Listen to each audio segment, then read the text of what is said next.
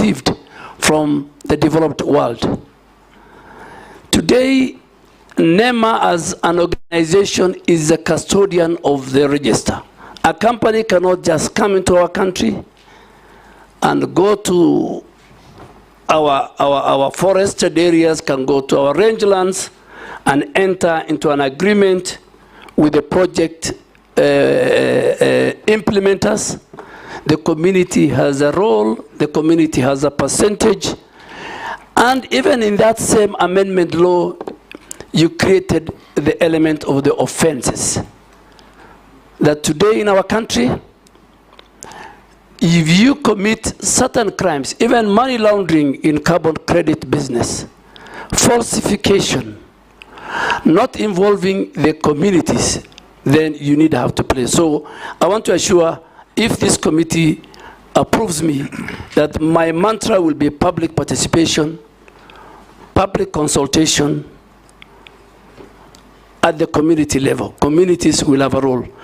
On the second most important element is the restoration program that has been started by the President of the Republic of Kenya in December, where we said we must restore our rangelands, where we are going to plant 15 billion trees, restore also our forest, because currently our forest cover is 12.13%, and we anticipate that by 2032 we must reach 30%, from 12.1 to 30% forest cover. Tree cover. Our forest cover as of now is about 8.83%. So, Mr. Speaker, a number of strategies has been put in place so far to give the status. So far, we have done 400 million trees out of the 15 billion.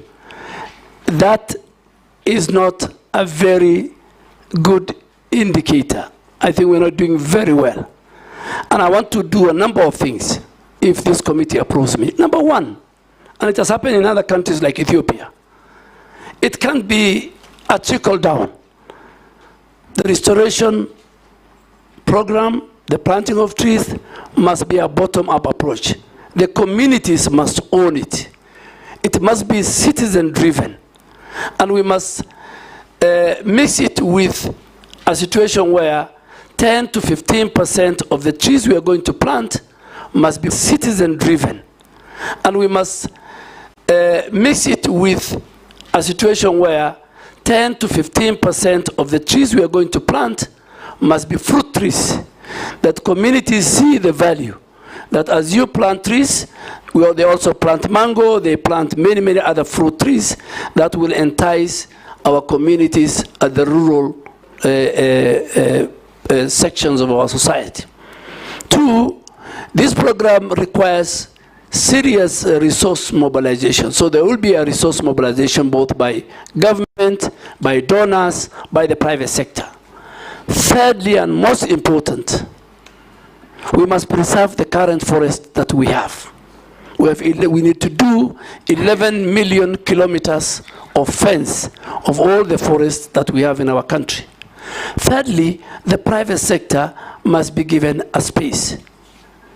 Private sector, where the corporates have a role in all their strategic partners, whether it's Safaricom, whether it's the banks, that every section of our degraded forest area, a certain private sector person is given to, and they can use it even to rebrand it and even own it. So, Mr. Speaker, communities play a very big role, and I am sure right now as we speak, 4 ministries are leading: the Ministry of Interior, the Ministry of Defense, the Ministry of Environment. There are 3 ministries which are at the bottom, including the Ministry of Agriculture. If this committee approves me, Mr. Speaker and honorable committee members, I think this is a game changer. On the flip side of it, Mr. Speaker, that again will be linked to the carbon credit. A lot of resources will come to our country, because the more we restore our forest, the more will play a role in the reduction of the emissions, the greenhouse emissions. So on one side, it's good for our country. We will increase our forest cover. It's in the Constitution. And Mr. Speaker, let me say it. In our preamble, Article 4 of our preamble talks about the environment. We must preserve our environment. It's our heritage. So it is, it's not even an article of the Constitution. It is in the fourth preamble of our Constitution. Thank you, Mr. Speaker. Thank you. In the next questions, Honorable Duale tried to hit pointed answers. That was a good introduction to what is actually the epicenter of your ministry. I'll now ask the Majority Leader. Thank you, Honorable Speaker. Maybe just to start with a clarification, Honorable Duale, you said you work with corporates to restore degraded forest and own it. I hope you said you don't mean to transfer ownership to the corporates. I hope it's to own the work. And they can use it for branding. Thank you. I don't want to repeat what you've said because you've, as the Speaker said, you've really taken care of the carbon credits issue. But even as you do that work, Honorable Duale, you know, we have very many petitions in Parliament on degazetted forests and forests that are grabbed. I would want to hear how you intend to work with Parliament, especially in dealing with all those issues, land issues around degazetment, encroachment of forests, and outright land grabbing of forested areas. Case in point, I'm aware, I know, and I don't know if you may be aware, of the Ololua forest matter just outside Nairobi, and what you would intend to do to reclaim all this grabbed forest land. Mr. Speaker, when I look at the ministry and even Parliament, there are a number of petitions touching on forest, grab land of the forest, part of the forest be put under use either for agriculture, for even government offices across the country. And the history of forest being grabbed, being encroached, is as old as the Republic of Kenya. In my entire life in Parliament, from the Mao forest, when the Honorable late Michuki was the Minister for Environment, it's a recurring thing. And what I want to intend, if this House approves me, Mr. Speaker, is first to consolidate all those petitions. Some are genuine, some are out of fraud. Generally deliver a cabinet memo, and the cabinet, the highest decision-making organ of our country, can make a decision on this matter. All the petitions, the ones dealt with the Parliament, the ones which have not been dealt. Coming specifically to Ololua, Mr. Speaker, I want to categorically, without fear of contradiction, say that if this House approves me, in the first 30 days, working with the Minister for Lands and other government agencies, a number of titles, including and belonging to big people in government, some of them members of Parliament, will be revoked. I will revoke those, and I am ready to bear the consequences. Particularly for the one on Ololua. I have been briefed, I have listened to experts, and I have seen it's deliberate. In the last 2 years, there are people who got illegal title deeds, and I think it will be the first place I will visit, and also with the Committee on Environment, and I hope the chair is a member of this committee, my chair. We will visit. And please, Mr. Speaker, some of your members might be casualties. No problem. If you do what is right, we will support you. Yes. Mr. Speaker, is that to say the CS nominee actually knows the grabbers of Ololua Forest? Because he has claimed they are senior government officers, including members of parliament.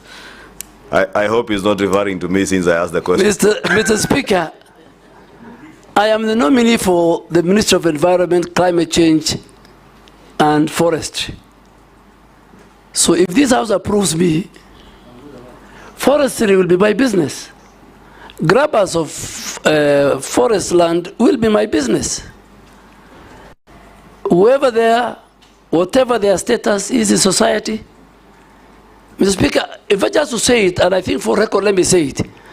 With the last 2 years when I was at the Ministry of Defense, and I had the privilege to serve as a member of the National Security Council, and you served as a member of the Security Council when you're Minister of Foreign Affairs. If today I'm asked between Al-Shabaab and corruption, which is a threat to the national security of Kenya, without fear of contradiction, I say corruption is more of a threat to our security and our existence than Al-Shabaab, because Al-Shabaab you can identify, you know their location, you know their capability, but corruption is the one that is killing our country. So, as I go to environment, from NEMA to forestry, at least, if you are hearing me and you sit here or you are somewhere and you have allocated yourself illegally some forest land, be warned if this committee approves me. Junet?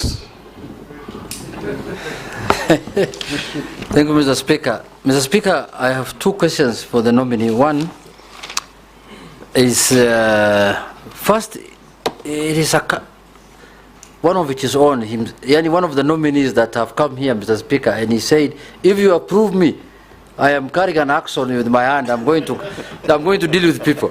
This is very good because many people fear to give their position. But having said that, Mr. Speaker, what do you think? One issue. What does he think is one issue, environmental issue of high consequence that the country should focus on? That you think, as a country, we should focus on this one environmental issue. Secondly, the government pronounced and said that they want to plant 15 billion trees by 2032. Is that achievable in your view? What do you think? What will be the criteria of achieving that? And lastly, you see, Mr. Speaker, we are now in a public forum. The public is listening to us. And the nominee, whom I know very well, who was our majority leader for many years, whom we found in Parliament, is somebody who does not mince his words, somebody who speaks his mind. He said that there are people who have grabbed land, especially the Lua Forest, and they are public people. There are some of them in high government offices and others even in Parliament. Could he share with us who those people could be, so that we also know that maybe where we are sleeping is maybe not a forest? Maybe some of us are living inside a forest, Mr. Speaker, so we can start packing before he's approved. Mr. Speaker, Honorable Judet has asked me 3 questions. The first question was, what is this one thing that is serious and a threat to our environment? Mr. Speaker, as I said earlier, environment, the place of environment is in our preamble of the Constitution. Environment has been cited in Article 42 of the Constitution, that every Kenyan has a right to secure and clean environment. Article 69 of the Constitution talks about citizen rights on environmental issues. And even Article 70, Mr. Speaker, it is very explicit that if the state or any other actors violate the environmental rights of citizens, it says they can go to a court of law. So public participation, stakeholder engagement, citizens' right is very key to environment. But with these rights to the environment comes with responsibility. All of us have a responsibility to protect and preserve our heritage, which is our environment. Three critical things, Honorable Junet, that we are facing as a country. We are facing pollution, very serious, both air and water. We have serious pollution. I am sure some of the members and the citizens listening to me, our air is polluted by industries, by noise pollution. Then you come to our rivers. Our rivers, our oceans are polluted. Mr. Speaker, the three rivers that originate from Honorable Ichungwa's constituency, it's called the Ondiri Swamp. By the time, because of the sewage and all the other things that they pass through, the Athi, the Madare, the Ngong rivers, is completely polluted. The second thing, Honorable Junet, is our biodiversity. Our biodiversity. But from Dagoretti, the origin is very clean. Yes. Yes, Honorable. Thank you for that information. Yeah, the origin is clean, but it's very subjective, so we need to go with you and check. So biodiversity. A lot of the biodiversity, whether big, small, our heritage, are finishing. How are they finished? Through agriculture. Even the small insects, through agriculture, through road constructions. You know, infrastructure is a big threat. And then the most now I can pick it, Honorable Junet, is how we manage our waste. The waste management in our country and in our counties is in very dire situation. The law has been passed by this House, MCA of 1999, various amendments, even the coding of our waste. It's a household responsibility. Honorable Deputy Speaker, for example, if I pick her, in her own house, she's supposed to have 2 different coded bags, one for the wet waste and one for the dry waste. The person picking it is supposed to have 2 different trucks. When it goes to Dandora's site, it's supposed to have where he can deliver the dry, where it can be recycled, and where he can deliver the organic, where it can be used for fertilizer and many, many things. So those 3 issues, and also the waste management, I think is something that I will maybe later explain we must deal with. The 15 billion tree planting, Ethiopia did 30 billion. Ethiopia is a country that we can be proud of, we can learn a lot. I am ready to go to Ethiopia. I'm ready to walk the talk, help the president, talk to citizens, use leaders who are here. Leaders, stakeholders are very, very important. These tree planting, members of parliament are very, very important. It's not about taking a chopper, planting few trees, you don't know who takes care about them. In fact, the problem is, it's not about, it's planting and then making sure the tree grow. So there is planting and growing. So members of parliament, all of us, the private sector, the public sector, the communities at home, will help us. Thank you.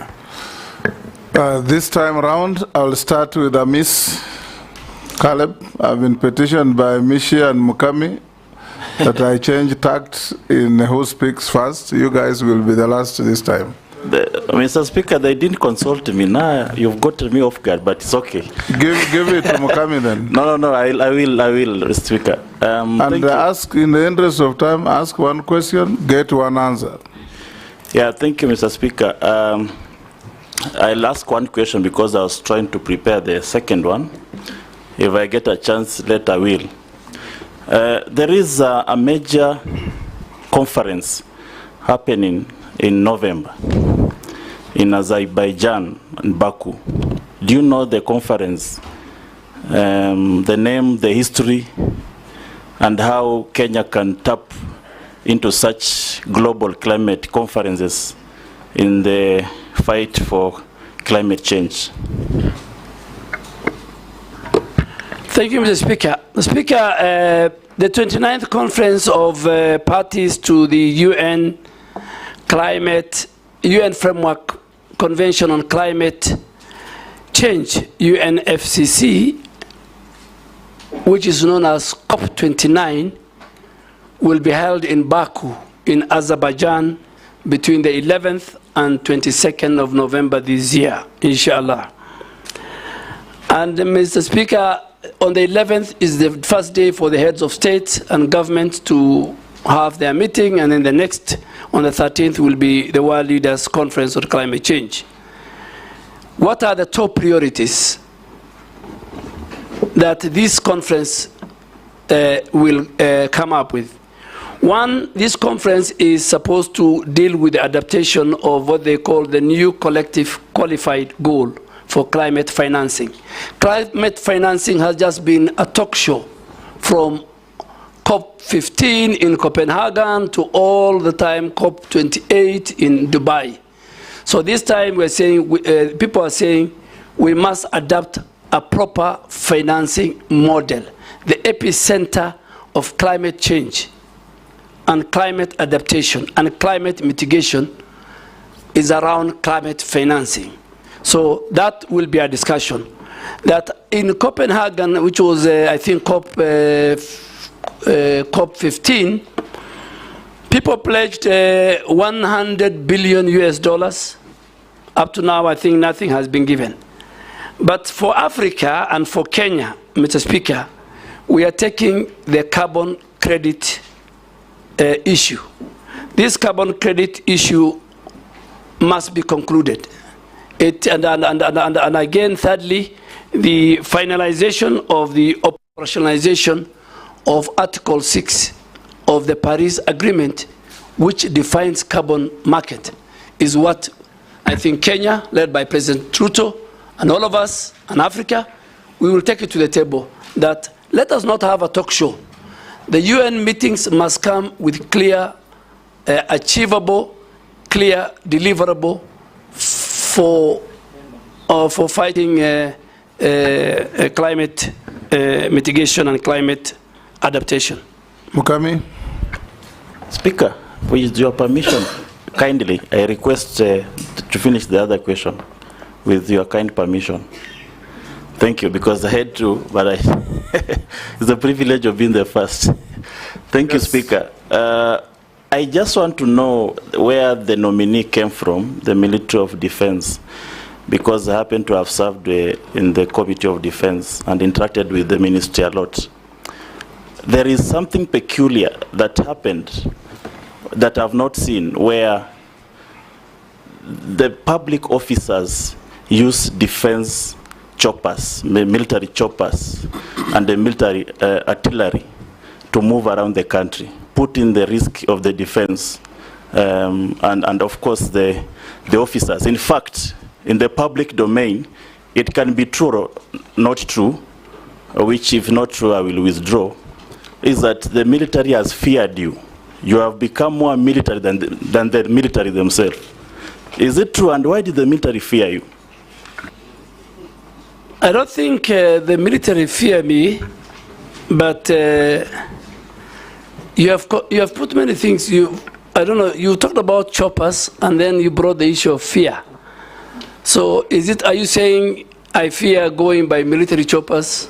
No, I said I've never seen other public officers, other than the president, who is the commander-in-chief, using military choppers to move around the country, and other members of the public office who are not in the military. And also, there is a war. Are you talking of civilians? Because military officers are also public officers. Yeah, like like the deputy president, like the ministers.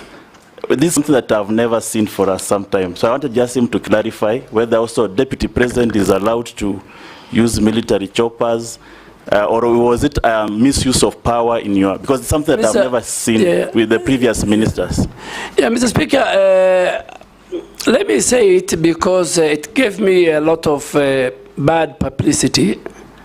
But when you serve in a public office, that's part of life. within the reading and the instruction of the Commander-in-Chief, at the Ministry of Defense, the Commander-in-Chief is the President. The President and the First Lady are the people allowed to use military air assets with a rider.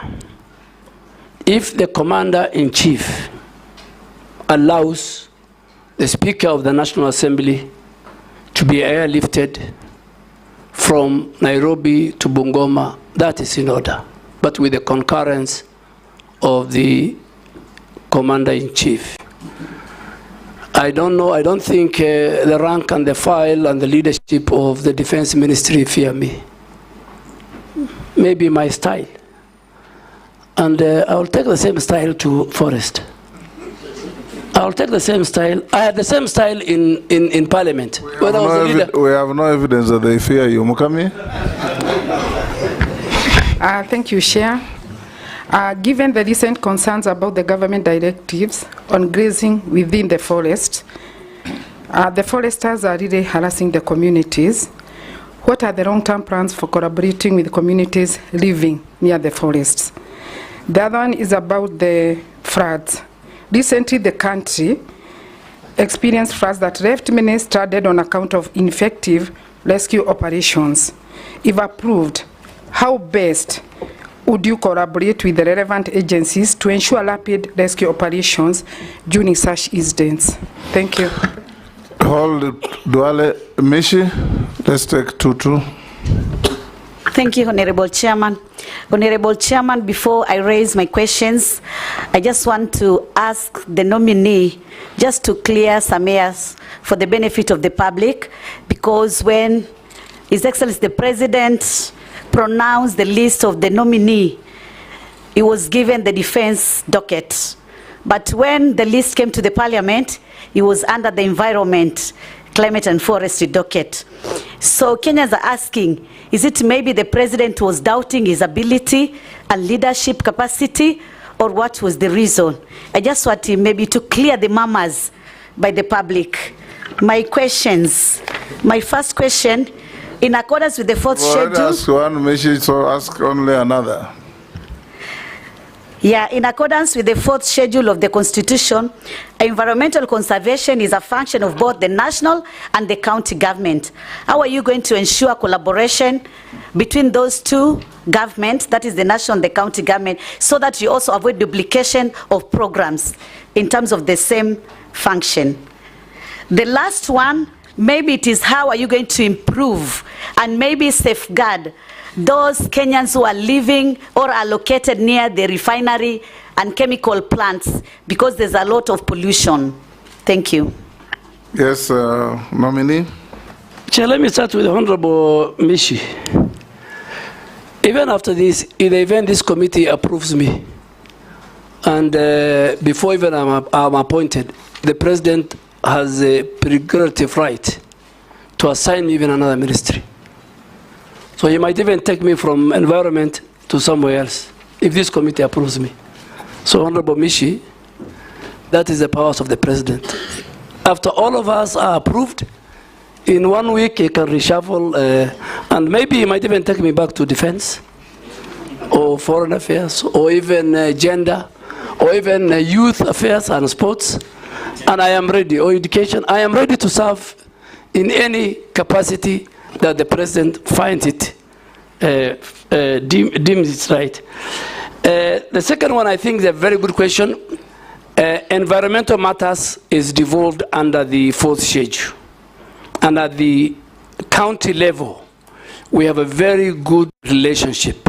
We have got the county environmental committees appointed by the governors.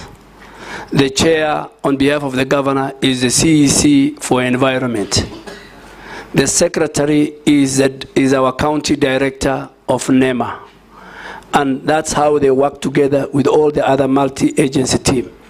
But soon, if this committee appoints me, we are trying to create now, and we hope if this committee appoints me, we are going to sign a more intergovernmental environmental framework between the Ministry of Environment, Climate Change and Forestry and the Council of Governors, where I will sign and the chair of the Council of Governors will sign. On grazing, Honorable Nyokapi, this is a very, very complex issue. Honorable Mukami. Mukami, my very good friend, the women rep of Nyeri County. Under the Forestry Act, we have created a very robust, because we cannot conserve, we cannot restore, we cannot manage our forest and our wetlands without the involvement of the communities and the citizens who live around those forests. So this house, in its wisdom in lawmaking, they created something called Community Forest Association. And these community forest associations are the ones who are supposed to guide at what part of the forest do people graze. How far do they graze? Do they graze where we have doing regeneration of the forest? So what are we doing to make sure that we don't have a conflict? And Mr. Speaker, in some of the forests, unfortunately, powerful people in government, in the private sector, who own thousands of livestock, graze in those forests. I'm sorry to say that. But if this House approves me and I become the minister, I want to do some key long-term plans. One, just to have to review the whole grazing management plans, how we can regulate the authorized grazing in our forest ecosystem, how we can fence off areas where we feel are very sensitive in the forest, that we don't allow our animals or our farmers to farm. And lastly, I think the forest community management regulation of 2016 has not been operationalized, and I'm going to operationalize with the approval of this House, because that will give them the rights. Mr. Speaker, the second question of Honorable Mukami, I didn't get it. If you can repeat it. Oh yeah, it was about the floods. Yes, Mr. Speaker, climate change today is the biggest threat to humanity. I mean, you can see what's happening in India and Ethiopia in the last 1 week. Thousands of people have died because of the mudslide. You have seen the wildfires in California. You have seen the hurricanes, what they're doing, kind of destruction. And coming back home, the last 2 years, we had a severe drought that killed many livestock, affected our farmers, affected food security, destroyed, and then next after the drought, we had the floods, which again affected livelihoods, destroyed our infrastructure, roads, and farms, and livestock was swept away. So, and that's why, because of the climate change and all this, one of the issues why we're having 15 billion trees is to recover our forest ecosystem, restoration, regeneration, bring back our biodiversity. So, Mr. Speaker, I think I have tried to answer the questions of... Honorable Chairman, point of order.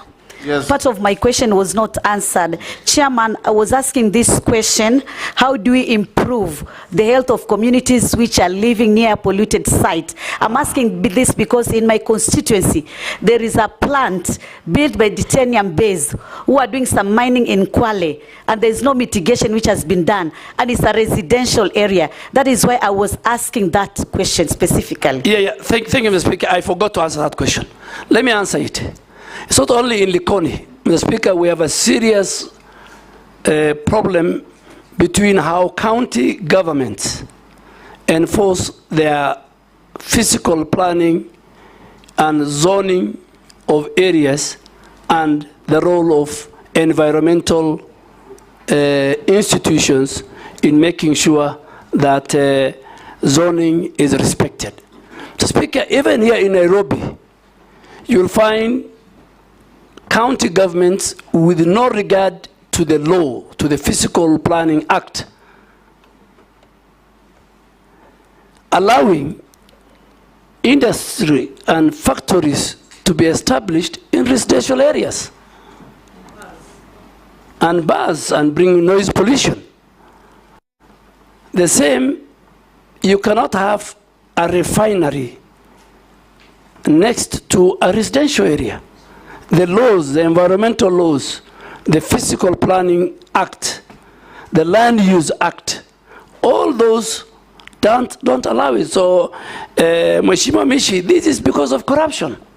And Mr. Speaker, that's why you see even skyscrapers are appearing next to each other, buildings which has no ventilation, they have no air, there's no sand, particularly in this cold weather of July.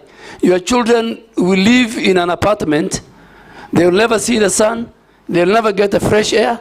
So all this, Mr. Speaker, if I am confirmed, I want to assure this House, and governors must listen to me, and we're going to do an audit. NEMA is going to do an audit of all factories and industries which are established in residential areas, and we will revoke their licenses. There must be order, there must be respect for environment as we build our country. Sharia, you'll pass Razo. Thank you very much, Honorable Chairman. Honorable Duale, you are the immediate former Cabinet Secretary for Defense. And defense in our country is a celebrated institution.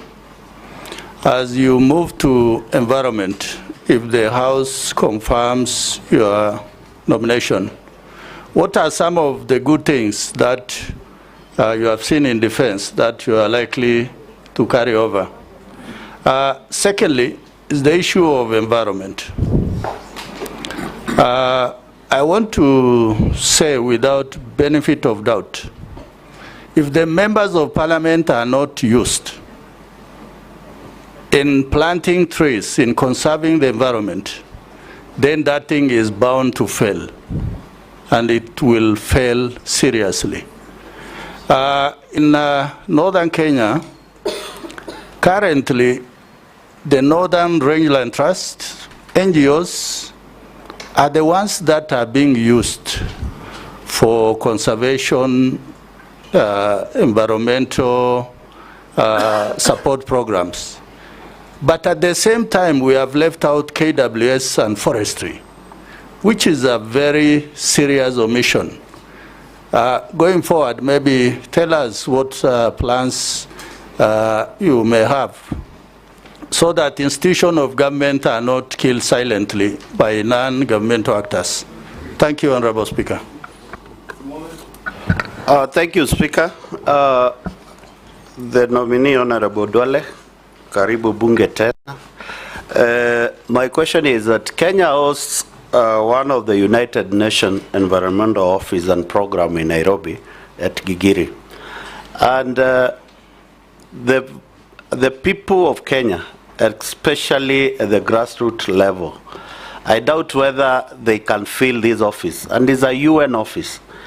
If approved by this August House, can you tell us how will you leverage on that status, and how will Kenyans fill this office and make a difference in our nation for the betterment of our environment? Thank you. Nominee. Thank you, Mr. Speaker and honorable members. What do I carry from defense? Of course, I will not carry the guns, I will not carry the arsenal and everything, but from a human resource part, I'll carry the discipline that I have learned in defense. I'll carry the order and implementation of task done very fast. I will carry the patriotism they have to the country, and I will carry the respect that they give to each other within the rank and the file, and the teamwork that we had at the defense. Those are things. Secondly, I think on the conservancy, Northern Trust, I think, is one of the biggest. There are many conservancies. Most of them, Mr. Speaker, they are not under my ministry. They are under the Ministry of Wildlife. They have airstrips. But I think working with the other ministries and working with the leaders, working with the stakeholders, even working with some of our security agents, we need to have a conversation on how these conservancies, and particularly members of parliament from the Asal region, on how these conservancies are run, how they are managed, what is the benefit to the communities, how will they behave when there is a conflict, particularly during the drought. Our animals, the animals of the people in the Asal, when there is a lack of water and pasture, they enter. Honorable Asuda will agree with me, in Samburu, there's a lot of conflict. So I think we need to have a more bigger conversation. We need to discuss about the carbon market, how much they are getting, the Northern Trust Fund, vis-a-vis, are they implementing the 40% that the law and the regulations give to the people? Honorable Mule, we are a very privileged country. We are a very privileged because we host UNEP and UN Habitat. These are the only UN agencies in the global south. So it's a big privilege and honor for our country. And in fact, that's why in some quarters, Nairobi is called the environmental capital of the world. And it's the only UN body.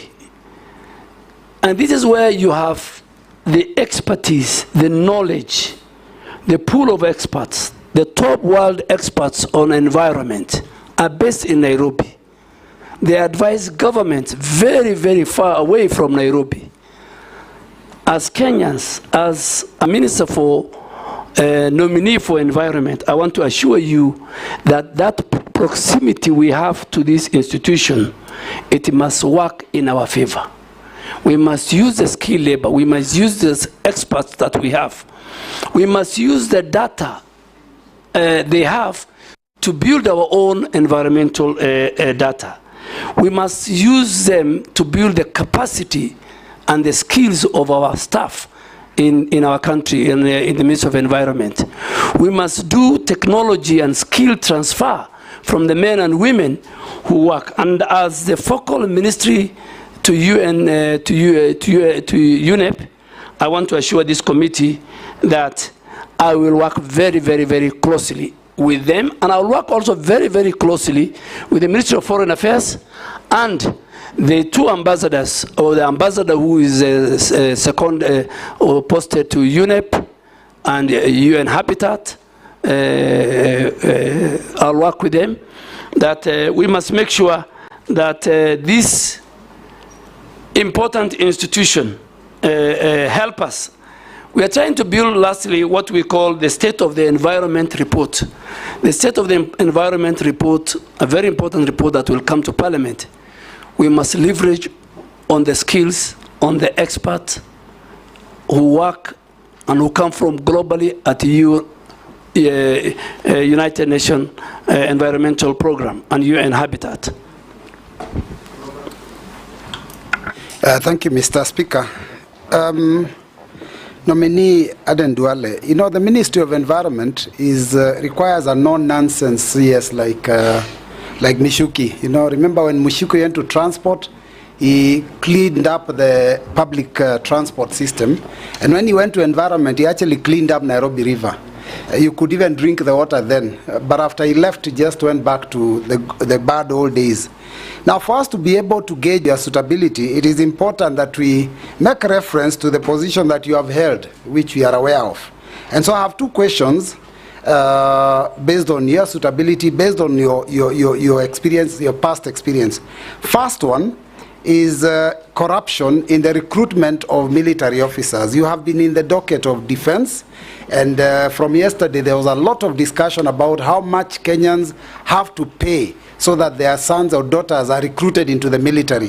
What did you do about these menace when you are CS for defense? And secondly, in the recent demos, when Kenyans were exercising their constitutional rights under Article 37, the military was deployed to Kenyan streets via Gazette Notice 7861, signed by you on 25th of June 2024. Now, unlike police that use tear gas, canisters, batons, rubber bullets, water cannons, the military is known for live bullets, grenades, assault rifles, tankers, and bombs. Now, what was the intention behind sending the military to the streets? Was there a plan to shoot to kill demonstrators?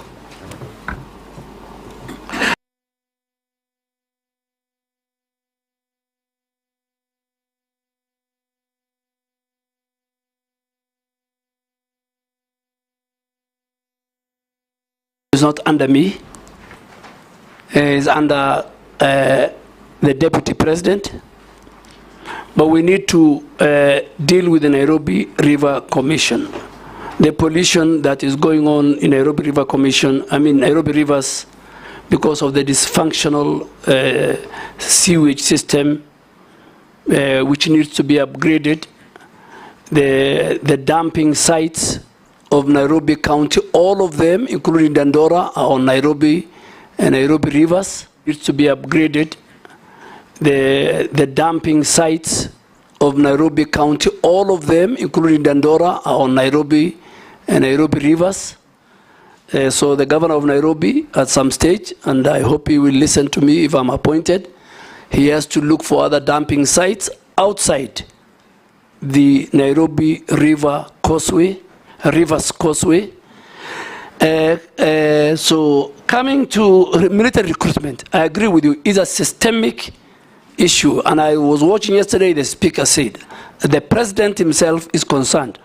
But we have agreed before I left the Ministry of Defense that going forward, before the next recruitment, we must sit, we must have a conversation. The way the speaker said yesterday, I was watching him, we must communicate candid to the public, and we must deal with that monster.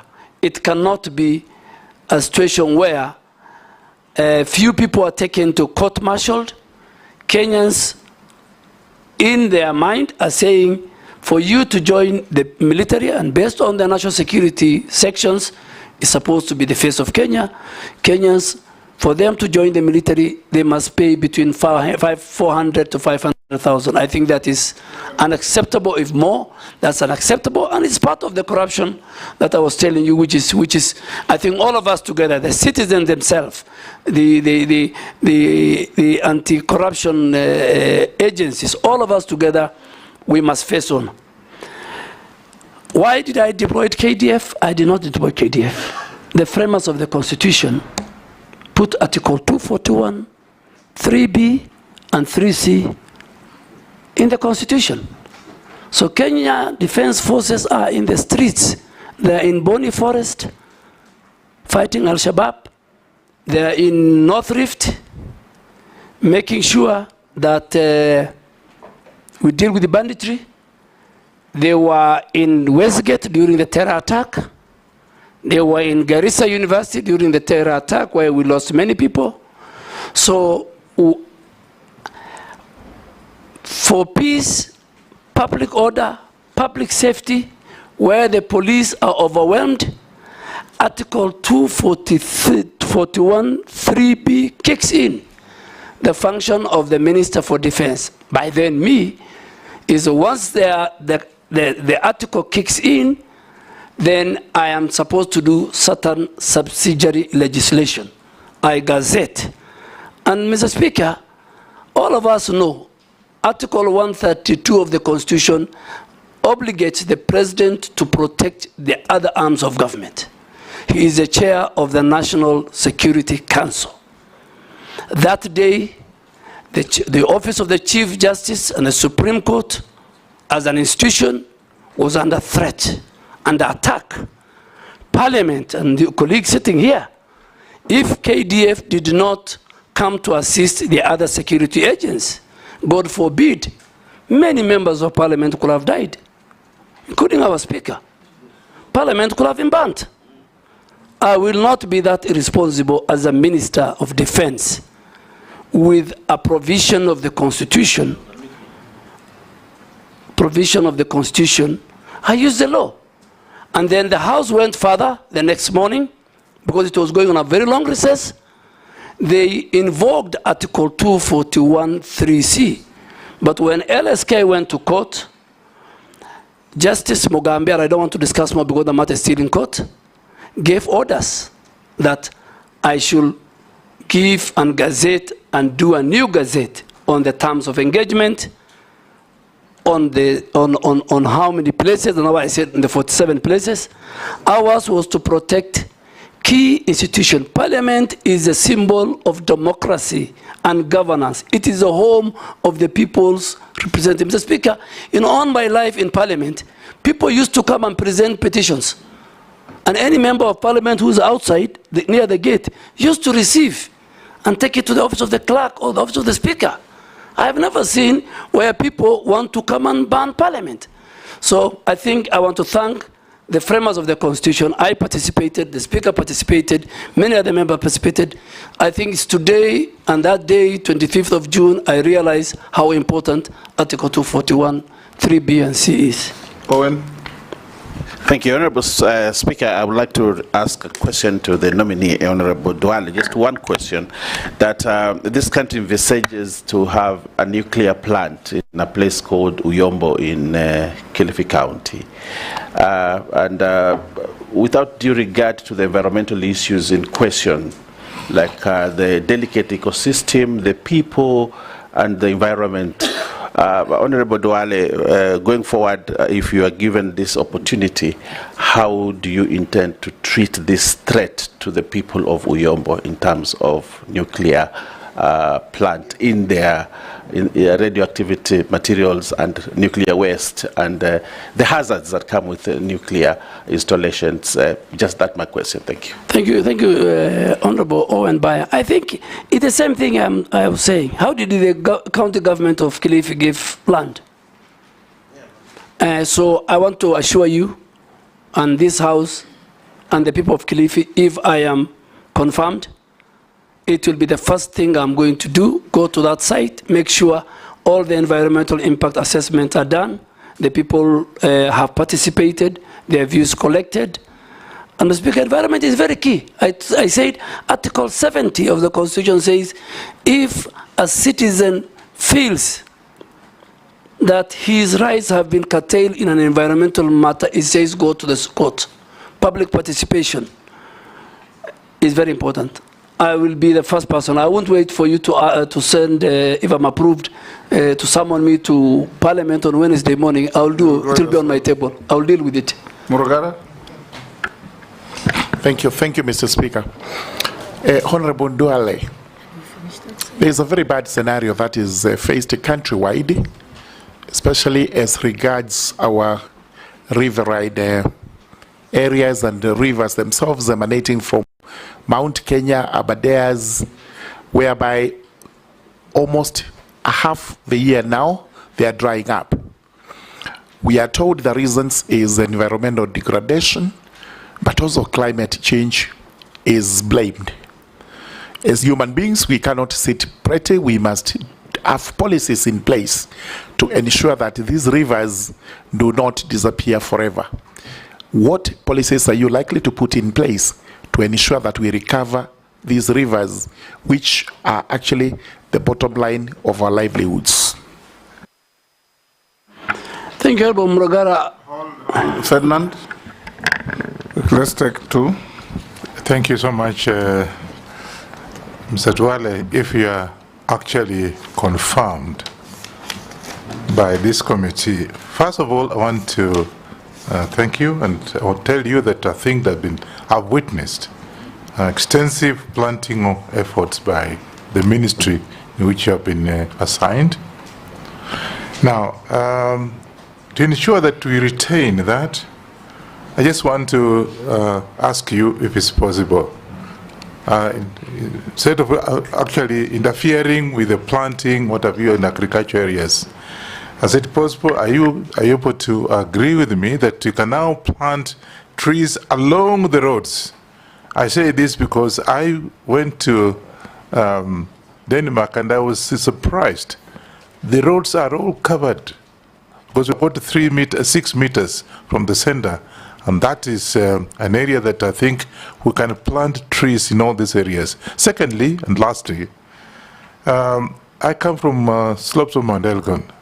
I can tell you, when I was growing up, that area, forest was very thick. And it was actually an attraction of the rains.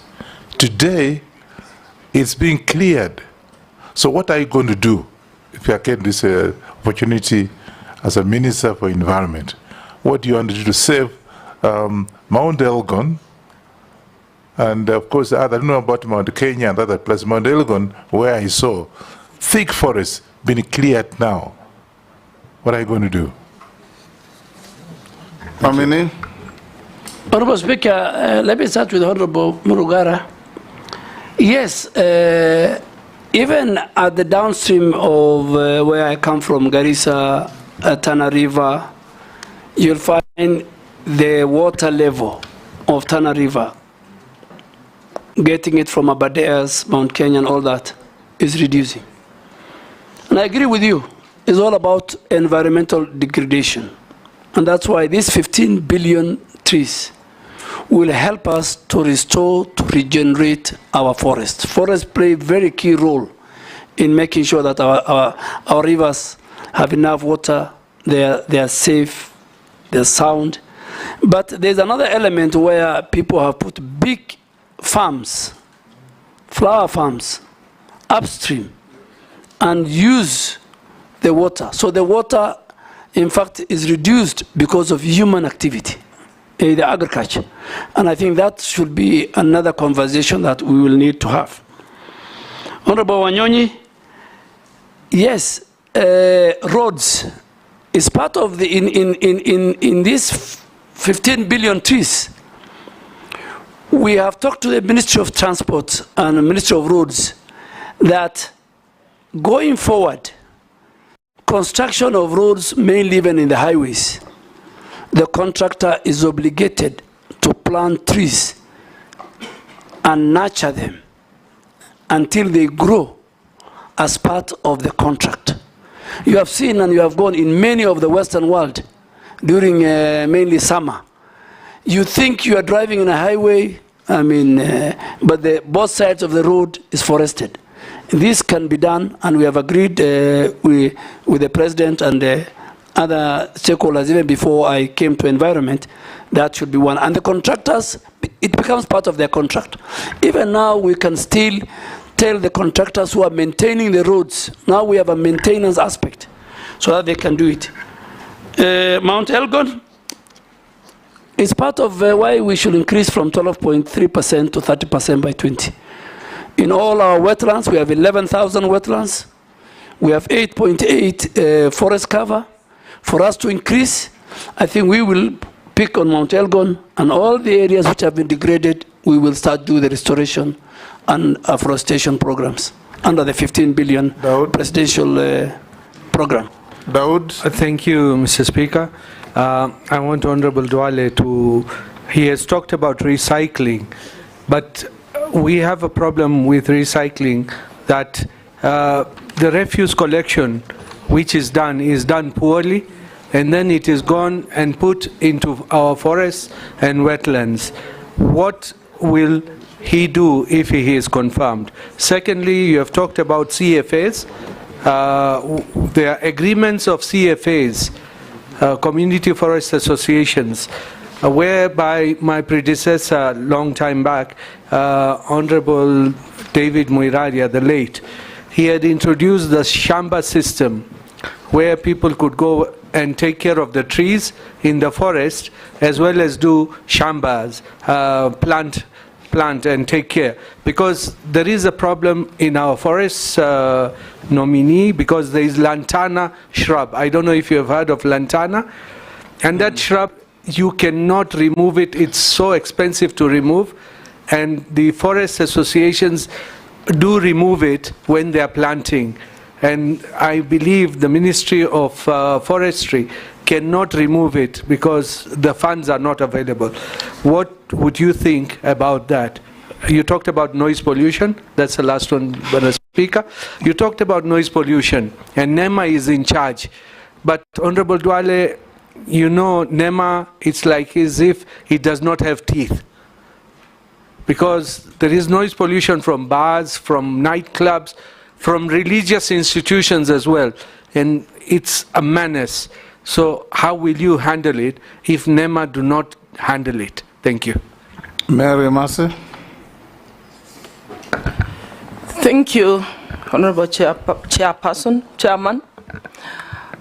My concern is still on waste. You know, waste is a nuisance.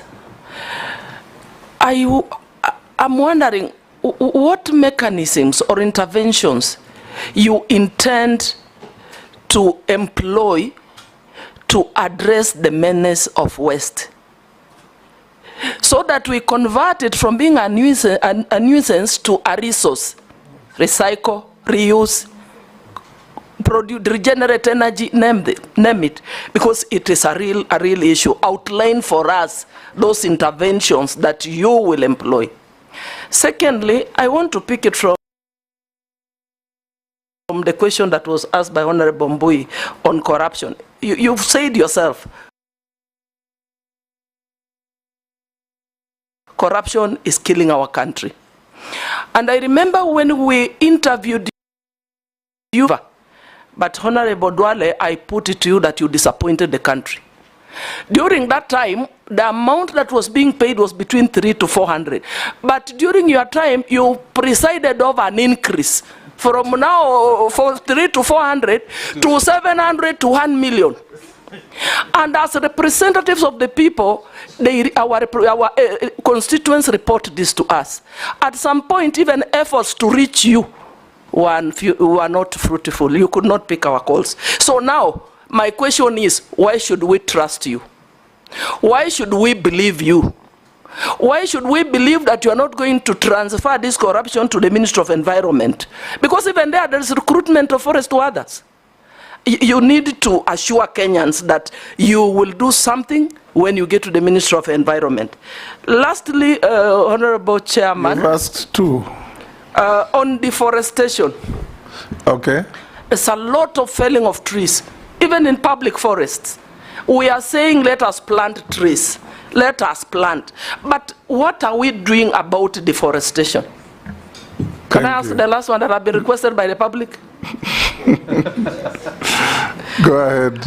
A member of the public has asked me to ask Honorable Duale, what is your connection with the Juja International Abattoir in Mrima in Juja? It has environmental wastage. I don't know what that means. Probably you can give your thoughts on that. Thank you. Let me start with something Mrima Juja. Maybe the people who I sell my fattened bulls take to many slaughterhouse. If they buy and take it to our slaughterhouse, that is the only relationship I have. I don't own slaughterhouse. I sell to Farmers Choice. I sell to Kenya Meat Commission. I'm a very serious livestock keeper, and I do what we call feedlot. Two, so ask that person, maybe he's looking for another Duale. Let me answer about recruitment. I refuse to pick your call and many other people's calls because of corruption. It's because of the corruption. You wanted me to employ for you people. And many members of parliament will agree with me when even they send me text. I said, please go to the nearest sub-county recruitment center. So I'm very sorry, Honorable Mercy, if I didn't pick your call, I was scared you'll ask me to recruit somebody for you. And that is the level of how I abhor corruption. Two, I think when I went, is the only recruitment that I did under my leadership. The only one. And as the Speaker said, it's a systemic. systemic. It was Okay, inform him. But Speaker, I must agree if I want to be informed. Okay, point of order. I remember the standing orders. I know. Point of order, Speaker. Let's hear her. My call, Honorable Speaker, I was calling the Honorable CS to seek clarification with respect to the concerns that were raised by my constituents, that those who were successful and had reported to the training camp were being chased away over flimsy reasons. And I think I can quote, one of my constituents was told that his testicles are not equal. That is why he's being dismissed or returned from the training camp. So I wanted to seek clarification from the CS to tell me what are the guidelines for one to be recruited. Somebody who is successful, he has already reported and is being chased away. I wanted it to secure that slot so that my constituents do not lose it as a representative of the people of Teso South. Speaker. Oh, yes, what's your point of order? Honestly, okay, Mary. it was very sad indeed. And my constituent lost that slot because I could not get the CS to clarify. We hear you. Yes. In fact, I had to look for a chairman of a committee to call the CS on my behalf because I thought, because I'm a small person, he can't pick mine. You are an He actually MP. picked, but I was not helped. I was not helped. I am speaking on behalf of the people of Teso South. Good. But you are vetting him on behalf of Kenyans. Yes. Yes, on behalf of Kenyans. Yes. And it did not only happen to Teso South. Many Kenyans were returned from the training camp. And we are told those slots were sold again to some waiting rich guys with 1,700,000. It cannot continue. And we made it very clear to the CS nominee for defense that it should not repeat itself next time. Yes, Junet. Mr. Speaker, I want to sympathize with my colleague. And that issue has been rampant, people complaining. But the only thing I'm wondering with is if the CS of defense by then could do measurement of testicles. It's what I don't know. That's what I don't know. Mr. Speaker, let me, because it's a, Mr. Speaker, let me make it very clear. Yes. That the grounds given for the rejection of that recruit from Teso South is valid. Next year, if such a person comes, he will not be recruited into the Kenya Defense Force. Mr. Speaker, Kenya Defense Forces recruitment is different from the recruitment of the police. When people go are recruited at the sub-counties and they come, a very serious medical checks takes place. A number of people are sent because of medical ailments. And I think the former Vice Chief of Defense... unequal testicles ailments. Yeah, there were people... Women can know that, Chair. Mr. Speaker, I think if you allow me to finish, there are many. The testicle that I want to go into is one of them. There are many, and the chairman of defense will agree. They measure... Point of order. Let me finish before the point of order. Mr. Speaker, there are many colleagues, there are many leaders who sent me why their person has been chased. And in 10 minutes, the leadership of KDF could give me 1, 2, 3, 4 reasons, measurements including. So I am sure the next women to assist them not only on this. So Mr. Speaker, there are certain criteria. There are many, and those who leave, they are not replaced. And I think let us not discuss, with your permission, the Kenya Defense Forces in a very negative. They have a special place in that. But the chairman of defense can call the generals in camera, and you are now talking about testicles. They will tell you something about even the teeth. They will tell you many things. And some of these things is because when you go, the training of the Kenya Defense Forces is so vigorous that you don't risk to take somebody who will die in the course of the training. So don't compare it with how the police are trained. Don't compare it with how the Kenya prisoners are trained. But I am sure the information, the reasons why many, including my sister, Mheshimiwa Mary Emase. And please, going forward, if it was in camera, Mr. Speaker, I will even tell you more. But now that it's in public, I don't want to say more. What's your point of order? Point of order, Mr. Speaker. You know, the issue raised by Honorable Emase is something that is out there in the public. Many Kenyans complaining about. Sometimes they think those are flimsy reasons why they are not taken. And I could understand maybe someone has squinted eyes because of shooting, and I'm really wondering why, if what work testicles would really have to do with joining the disciplined forces. So I don't think we should belabor, but you don't take it lightly that there are Kenyans who are raising concerns on the reasons why they are not taken to disciplined forces. Point of order. Yes, thank you very much, Mr. Speaker, sir. With tremendous respect to Honorable Duale. And let the army hear this. It's very important. We know the historical background of the set pieces that were given in the army recruitment, including teeth. It is there to bite bullets at a certain point in time in history. Today they do not bite bullets. That's why you hear that saying, you will have to bite the bullet, because the Indians were refusing to do it. So you had to have teeth so that you could bite the bullet. We required tall people so that they would see enemies from a distance. Today you don't have to do that, because if that was the case, the Chinese and the Japanese would have a challenge. Eventually such things became disqualified. I think the whole code needs to be revised so that we do not have human rights abuses. But they are not even abuses, they are excuses that the army is using so that it is able to bar some Kenyans from joining the forces, and as we are saying, so that other people can actually get the slots. So surely the army must open up on this. Point. Thank you. Let's not escalate this. Okay. For avoidance of doubt, Honorable Duale, I also have a child who was sent away for exactly the same reasons as Mary Mases. Yes, I think just to give the way forward.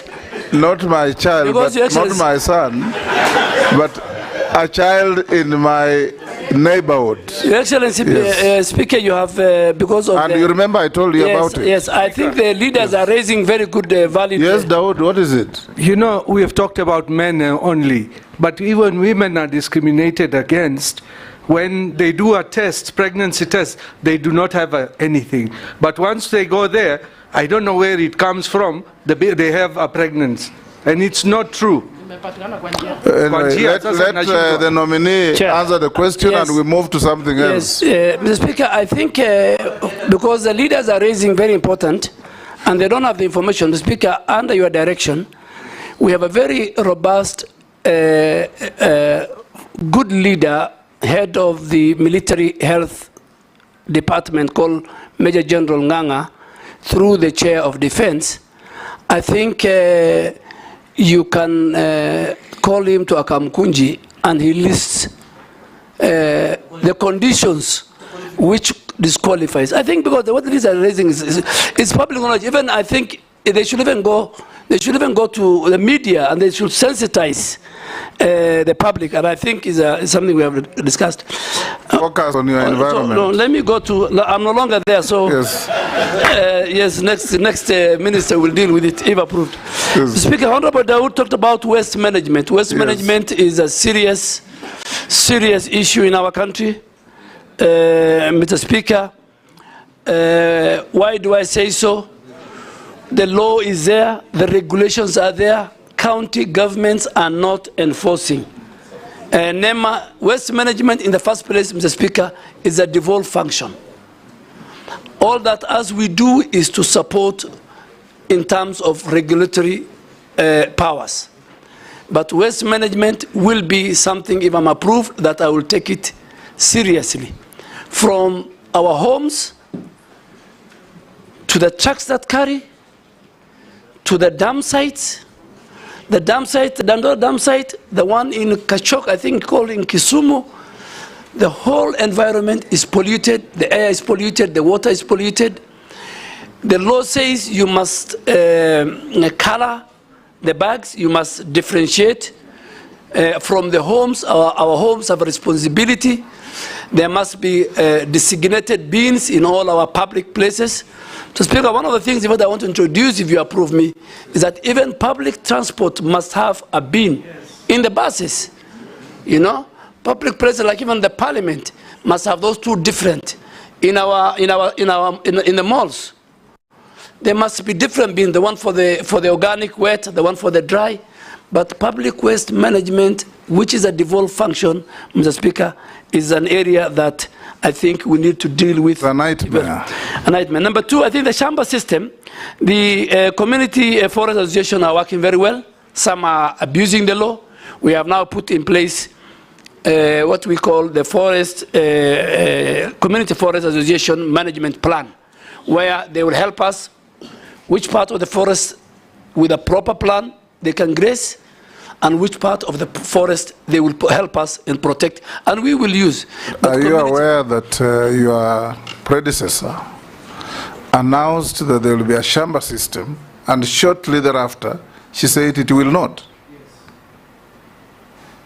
That I think, I don't want to indict my colleague. Do you recall that? Yes, I recall. Yes. But Shamba system or grazing or farming in forest by communities around, under the Community Forest Association, which is in law, is about management, is about coexistence. We cannot regenerate, we cannot reforest, we cannot protect our forest if we leave the communities.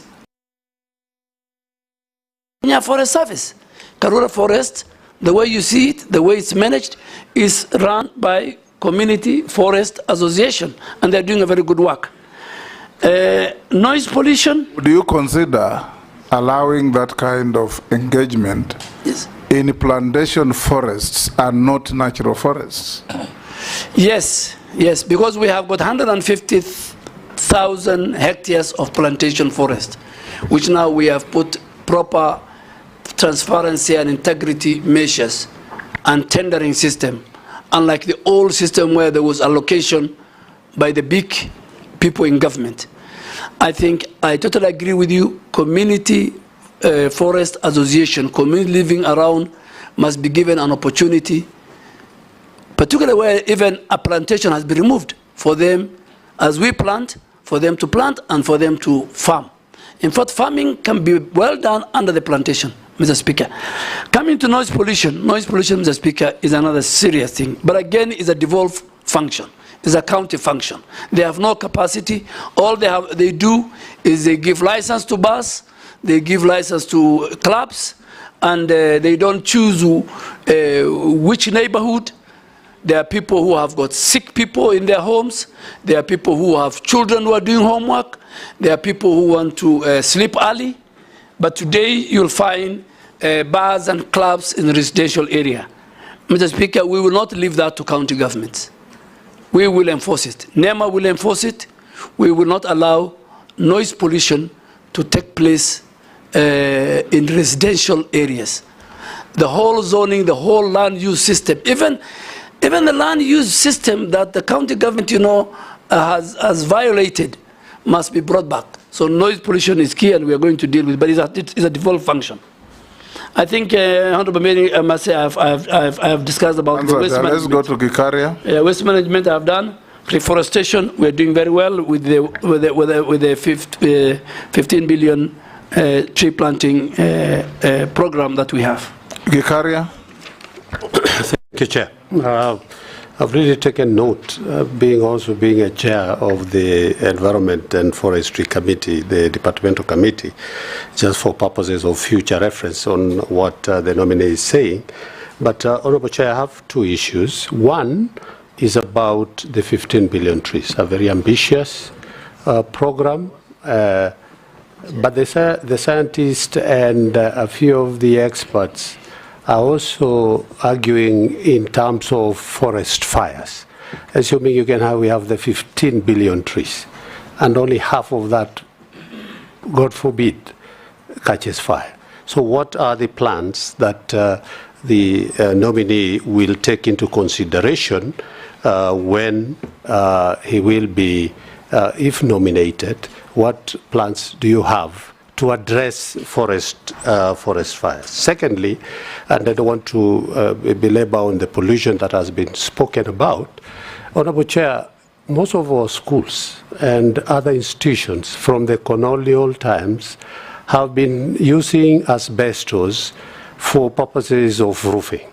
And asbestos over the time have been a cause of cancer and environmental pollution. Maybe what plans are there for the nominee to address the use of asbestos that are in our schools, health institutions, and so many other places? Thank you, Honorable Chair. Thanks, Speaker. Mine to begin with is, Speaker, I was looking at the resume or the CV of the nominee, and the CV has given a lot of hope to many Kenyans, professionals, that it's not only that you must come from Nairobi University that you can be nominated as a minister. Which one is Nairobi University?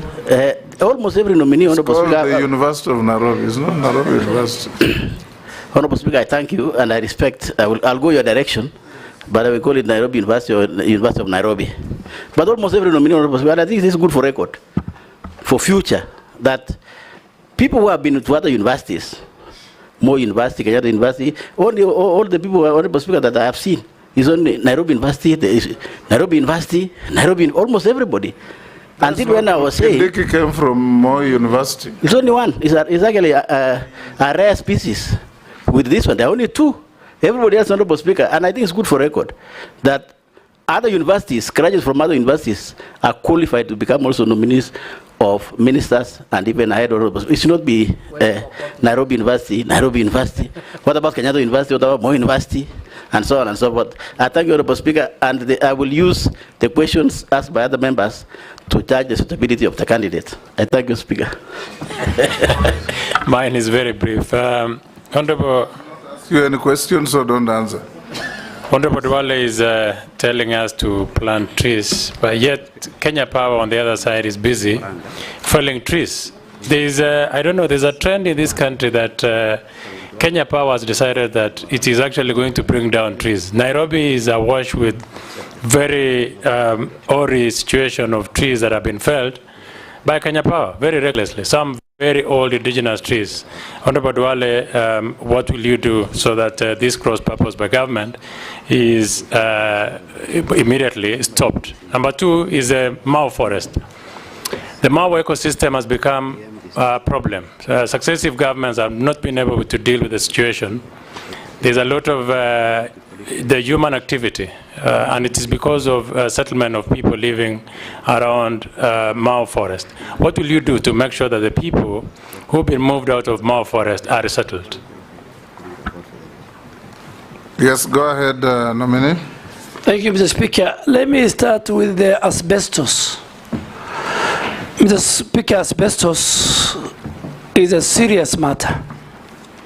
Asbestos produces something called fiber that leads to lung cancer. And Mr. Speaker, we have mapped out, the ministry has mapped out, NEMA has mapped out 4 ministries who their institutions still have asbestos since independence. The Ministry of Defense, if you go to our barracks in Lanet and everywhere, Ministry of Interior, Ministry of Education, many schools, and Ministry of Lands and Housing. And churches. And health. I'm just first talking for government. Yes. The Speaker, we have given, and health, we have given government entities until, if you approve me, December 2024, they must remove. And NEMA has put in place a program on how to dispose those asbestos. We expect county governments to give us land, field. Secondly, and more important, Mr. Speaker, now that we come to churches and other now individual private citizens, within the next 3 months, if this committee approves me, we will also do an audit and map the whole country where asbestos roof is still in place. It's a dangerous thing, it's a threat to our health, and it is a cause of lung cancer, Mr. Speaker. I think on the 15 billion, Honorable Gikaria, it is not over-ambitious. We have to do it, and that's why the people of Kenya, in their own wisdom, have preserved environment in the preamble of the Constitution, in articles of the Constitution, whether we like it or not, in our own homes, in our farms, in the roads. Each and every citizen must take a responsibility of planting and trees and be part and parcel of this regeneration, reforestation, tree planting, increasing our tree cover, increasing our forest cover, and be at par with our neighbor Ethiopia. Honorable Koech, I agree with you. They cut my trees. And when I went home, the Speaker, I asked, but the lines were just too thin. They should have cut only a branch. Yes. But, Mr. Speaker, I think we are lacking, and we are going to introduce, if you allow me, if you approve me, I want to introduce something called urban forestry planning and urban green spaces. As we sit here, there's no even stakeholder. This Ministry of Forestry and KPLC and the people who are in the road agencies and others, there is nothing called urban forestry planning. We must plan for our green spaces in urban cities. We must plan for our trees in urban cities. Every citizen plants trees. They buy from, they have seen on the road. And then an entity called Kenya Power Lighting cannot. Speaker, I will introduce what is happening in India. In India, you can't cut a tree, even in your own homestead, before you plant another one. You need to go and get a permit. You say, I am going to cut a tree in my house, but I'm going to replace, and I have planted it, and you show evidence. Secondly, even if you have half an acre in India, you must tell the planners, the county, that 20% of my compound is for tree planting, is for forest. Nominee. And yes, so I think those are the... We were with you in this parliament when we passed the Forest Act. And among the salient features was that each and every owner of land in Kenya, both private and public, must plant a minimum of 10% of that land with trees. You remember? Yes. How are you going to enforce that? Give me the job, Mrs. Speaker. Give me the job. I will implement. It's the law. I'm not reinventing the wheel. It's not unique to India. Yeah. We have it in our statutes. Yeah. India, in fact, Mr. Speaker, is 30%, but we start with 10%. Ours was 10%. Yes, but Honorable Koech, I want to categorically tell you that if this House approves me, the first meeting that we're going to have with the KPLC, with the road agencies, with the other people who provide social amenity facilities, that they cannot come and cut trees, anyhowly, without due regard to the law. No, on Mau Forest. Mau Forest, to speak of Mau Forest, you know the history of Mau Forest. It has consumed people politically. And I don't want...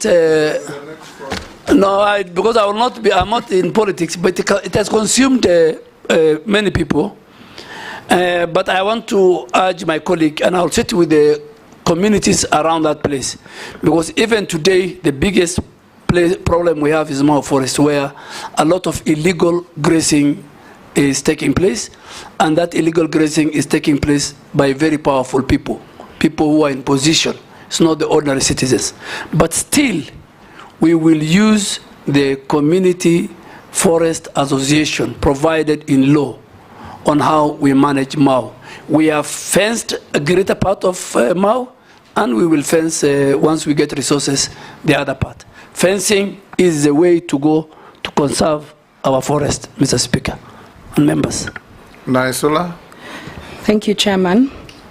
So, listening and having interacted with Honorable Duale in the National Assembly as our majority leader then, it will be important to know your position or what you think about public servants engaging in politics, whether actively, in what you say, in what you do.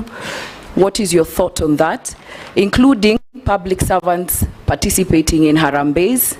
I would like to know what your position is on that is, so that we know whether there is, if someone wants to be a public servant, then you be a public servant. If you want to be a politician, you go back to politics. And I want to put it to you on the same breath, and even to Kenyans who are watching, that the beauty of vetting is not only to find the nominees to be suitable, but also to hold you to account in case we find you suitable and other nominees as a country and as a parliament. And just to on that, because you have said you have warned illegal forests, land encroachers, you will revoke titles on top state officials who are holding. It's actually now on 411. You can be sure Kenyans will hold you to account, because you know there's something that always follows you on that Al-Shabaab list to date. So just know that even this will follow you. I'm just saying that this will also follow you if we find you suitable. But on matters environment, very quickly, while sustainable logging may be healthy for forests, how will you ensure the ban on protected indigenous trees is enforced and that close monitoring is allowed during logging? Because the Kenya Forest Service only devised a plan for access, control, monitoring, and reporting actual harvesting. However, there is no established framework and procedure to monitor, verify, and audit millers' compliance with licenses and permits to avoid double allocation. How will you ensure that we don't log our indigenous trees? And finally, the staffing at KFS is not adequate. How will you ensure that you put mechanisms for using aerial, GPS, guided harvesting technologies to monitor forest resources and logging activities? Thank you. Nominee. Mr. Speaker, public servants, me included, if I'm approved by this House, I'll take whatever it takes to promote, to expound, to communicate government agenda, government achievements to the people of Kenya, whether I'm in Samburu with Honorable Lesuda. So I serve the government of the day, and I'll speak for the government of the day. And I think that is what public servants should do. Public servants should not get involved in the local politics, in the county politics.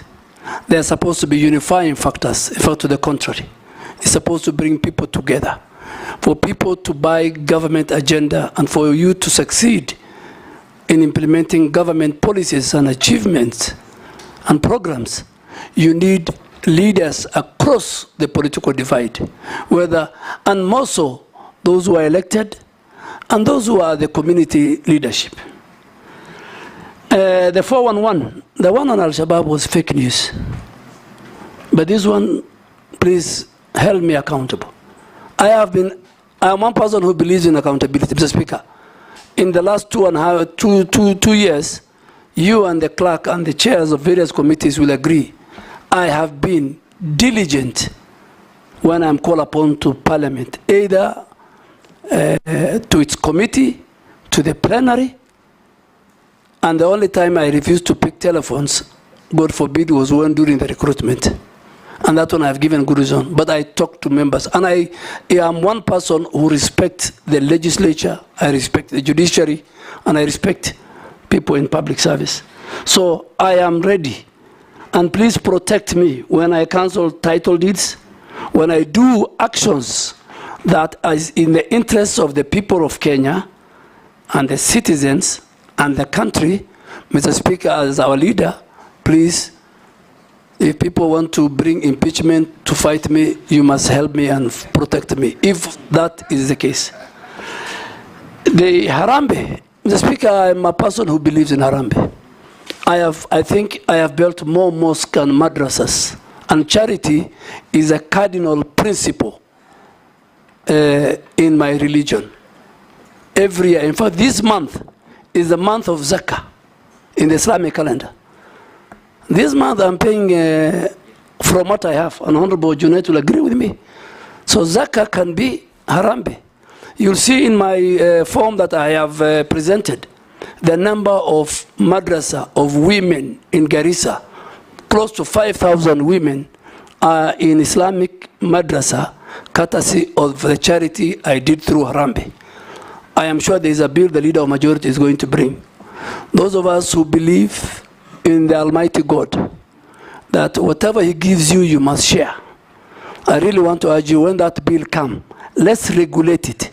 There are people who abuse it. Recipients abuse it, others abuse it. They use the money, stolen, corruption for Harambee, for other things. But let us, particularly, let us regulate that you can help the poor person who could not pay school fees in Samburu, in Garissa, in Eldoret, that you can finance through your own resources that God has given you. The good medical care clinic that Honorable Deputy Speaker did to many people. So I don't think whether we can close Harambee, but it's good we regulate it. And I think most of us who sit here every weekend and in our life as leaders, we have, God has blessed us because of that. I think logging. I think logging plantation, I said 150,000 hectares are made of plantation in our forest. There used to be the culture, Mr. Speaker, when you were minister, you remember, it used to be, what do you call it, allocation. Tied with corruption. Who is who? The really sawmillers were not getting it. The really people in the timber industry were not getting it. Mr. Speaker, that has stopped. Now, we have a segment for the local sawmillers within that forest, I think up to about 40%. Then we have another 60%. Then we have 40% for the other national sawmillers. But all this must be done through a proper, transparent procurement system, which is on our website, the website of Kenya Forest Service, and each and every Kenyan will be given, Mr. Speaker. Corruption will not be there when it comes to logging. And then last, I think, is technology. Honorable Suda, if you want us, of course, we want to increase our staff. We want to even use technology. We want to use a drone to plant trees. We go to a forest, we see the degraded area, we use a drone that can do 2 million seeds in 1 hour. That technology is what we want to monitor our forest, to help our forest adjutants, to help our forest rangers, technology. But all this needs resources, and as a member of the budget committee, when Honorable Chair of Environment, Honorable Gikaria come, please support us. Honorable Duale, if you are approved to be suitable to take this position, I want to urge you, take a helicopter and fly around all public forests and see the level of destruction going on. You will see what looks like a forest by the roadside. A kilometer inside, there's no forest. Charcoal poachers, illegal grazers, illegal loggers. It is bad business. We encourage you, in the event you find favor with this committee and be appointed the Minister for Environment, environmental degradation has been classified as an existential threat to not only Kenya but the rest of humanity. At least go down in history as a man who saved Kenya. Go to schools, teach children how to plant trees and live with trees. If a child goes to standard 1 and is given 2 trees to adopt, by the time they leave standard 4, 5, the tree is mature. Leta maji kidogo, mwagilia asubuhi. When you come to school, you check if your tree is safe. Very simple things. Because you talked of forest cover and tree cover. So the two will help us aggregate forests, enforce the Forest Act. If you go around the country and we want you to tell Kenyans what you are going to do, all our wetlands are being drained by farmers. There are small swamps that aggregate to a lot of wetlands in this country. They are all being subdivided, fenced, and drained away. What are you going to do about this? Because you have the law backing you to gazette all these as public assets. And if the owners compensate them, but protect them so that we can have a better environment. In the case you find favor of this committee, what are you going to do to protect the environment and the forests of Kenya? Mr. Speaker, as you said, we have 11,000 wetlands. And the legal regime and the necessary laws are in place.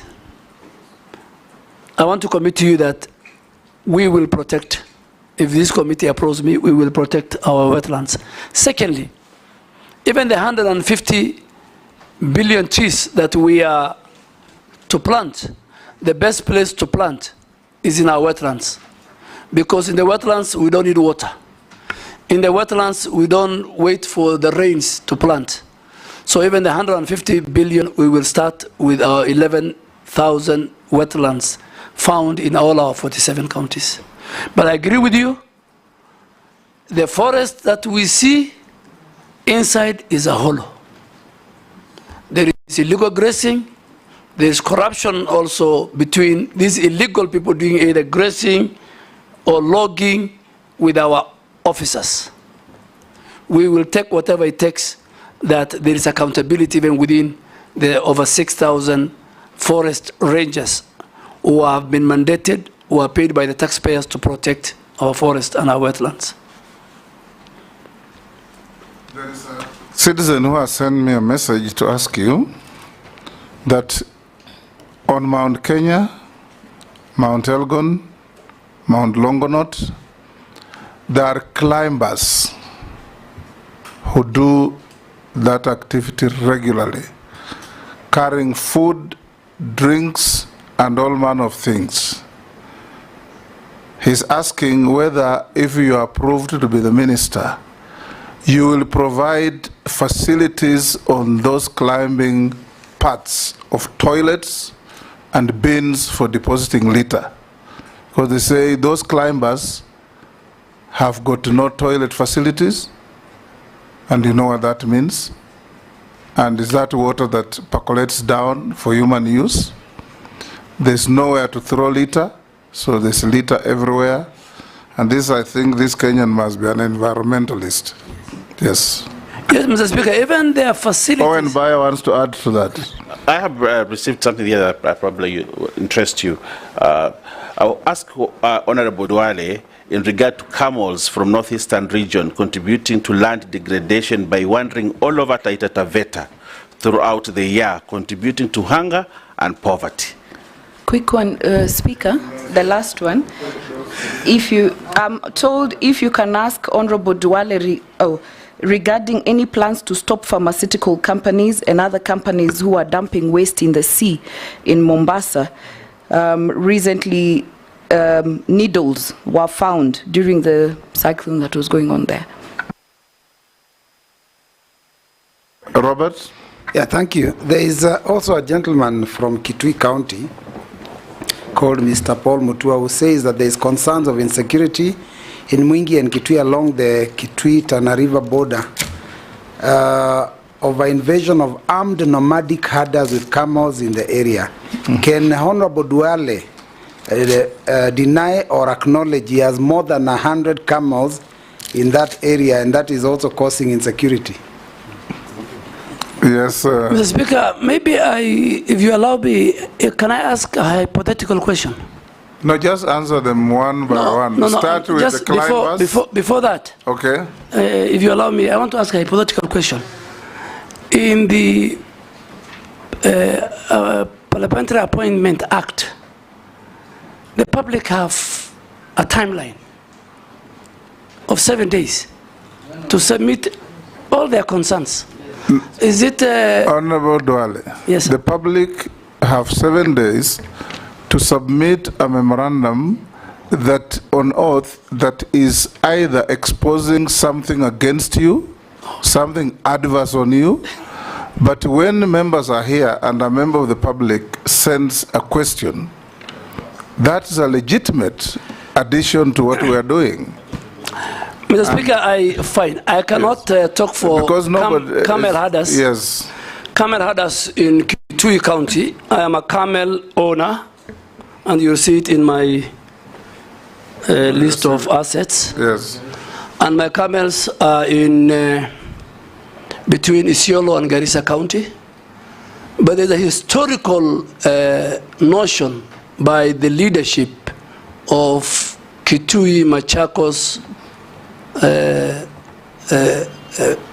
that the problem of insecurity and camels in Kitui is not something that started today. It is their cherry pick. It's every time they speak, they do that. So I can only speak for my camels. Of course. They're in Garissa. Talk about your camels. And next time, Mr. Speaker, when you have time, they're doing very well, so I'll take you there. You have a history with Balambala. Yes. So you go see your client. Correct. And see my camels. Secondly, the same with Taveta. I have no camels in Taveta, so, and I don't know which camels are in Taveta. That raises the matter. That raises the matter. On pharmaceutical... Let him answer.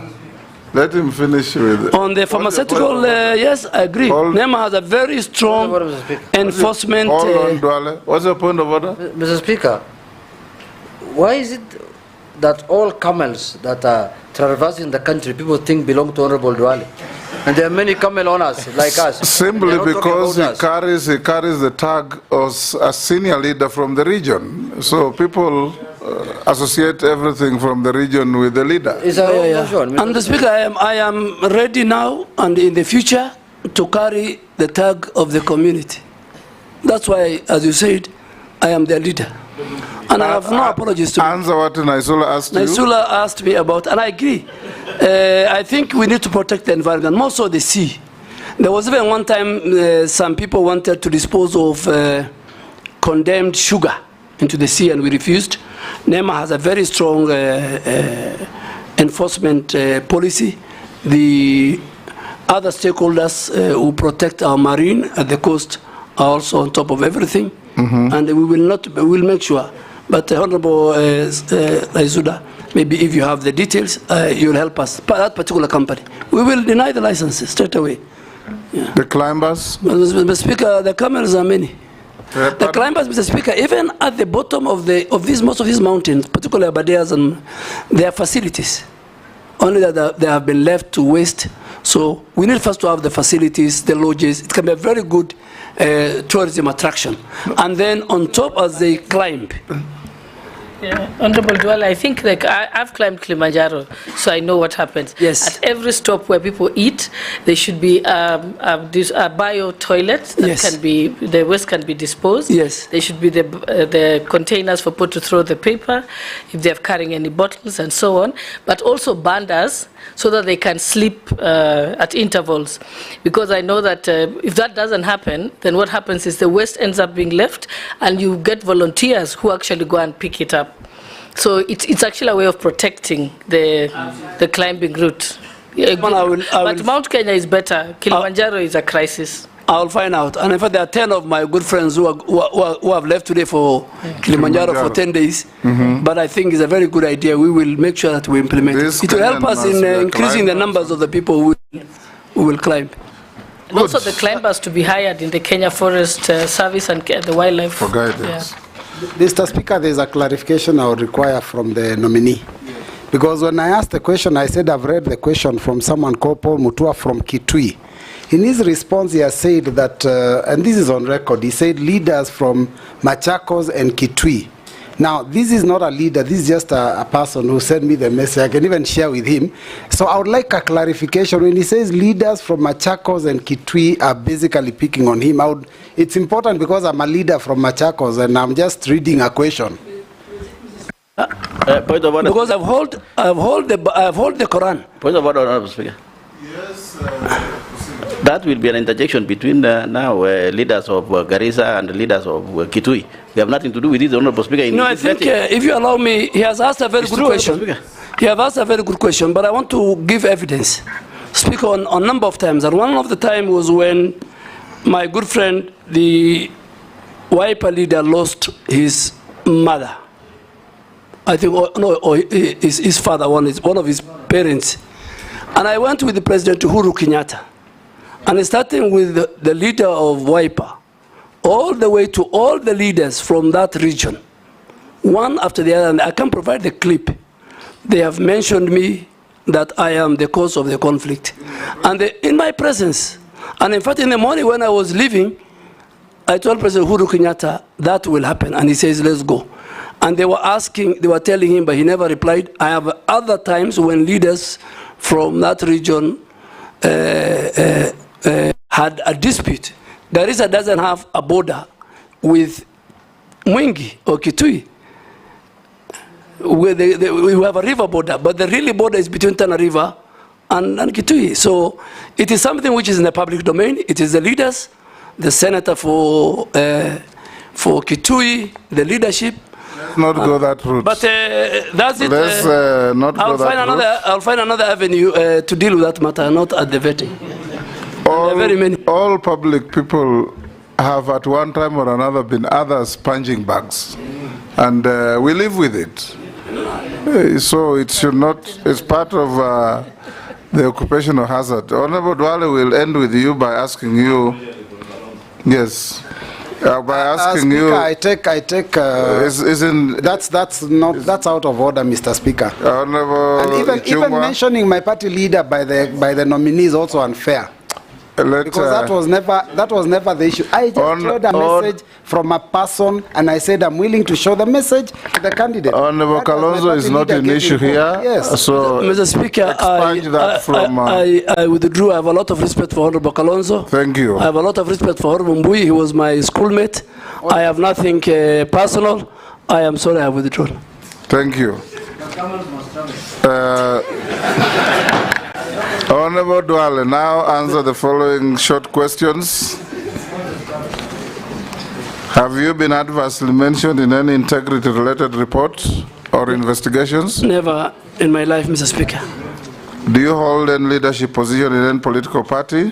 No, but Kenya? I'm a member of a political party. No leadership.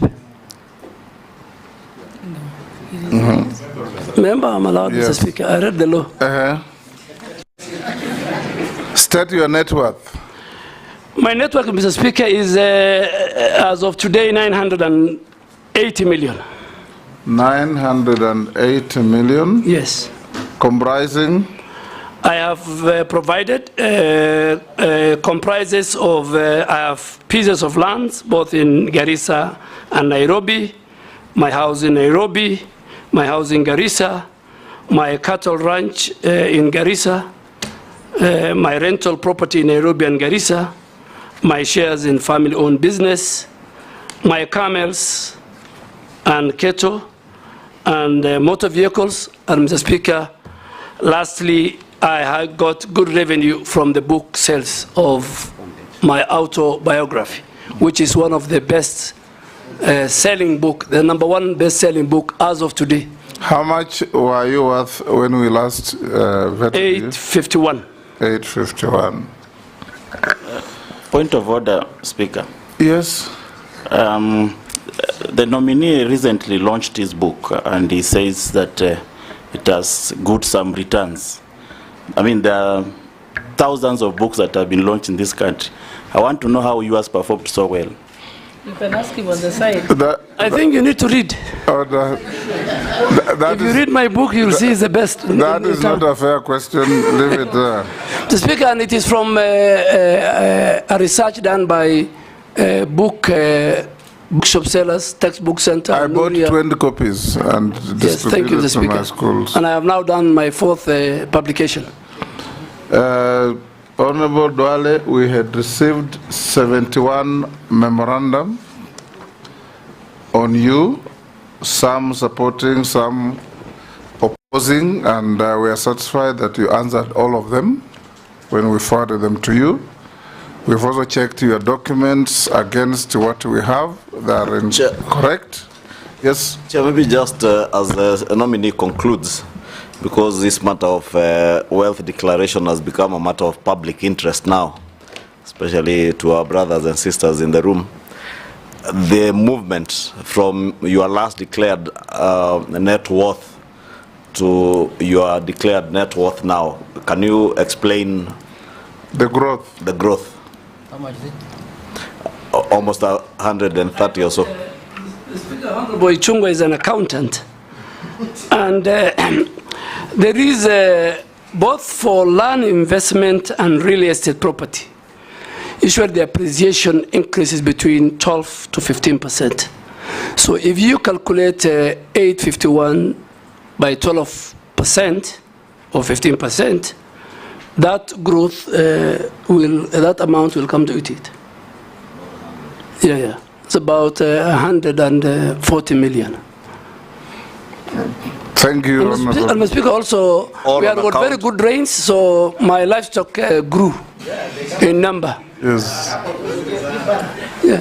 Okay, Honorable Duale, we are done with you. Unless you are otherwise lawfully held, you are released to go to your other daily routine work. Thank you, Mr. Speaker. I really appreciate the time you have given me and your members. I wish you all the best. Take back your documents. See. Bring in the next. Do you want a break? Bring in the next.